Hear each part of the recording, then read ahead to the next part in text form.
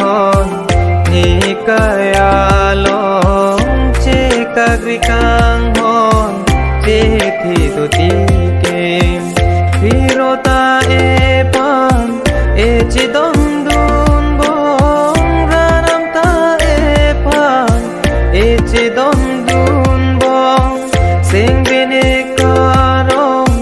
prek dak asom ninga klong pen chorolo oranam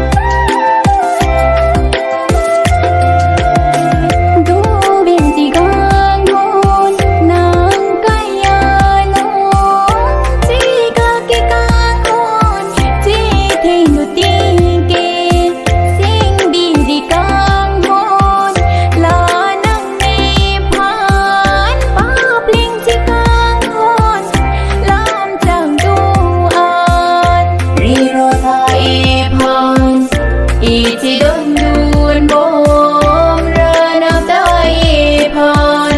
Ichi don dun bom sing vine karong prek dang ga so ninga klong pen chorolo oranam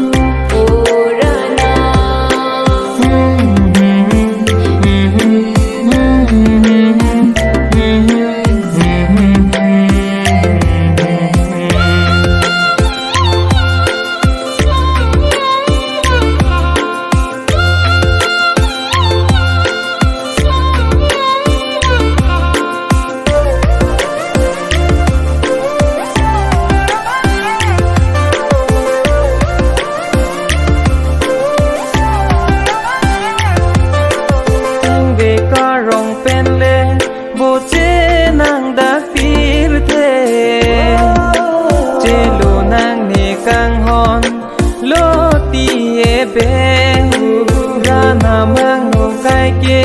johang ne hirju me rahi the klong kai ke itu ma kang hong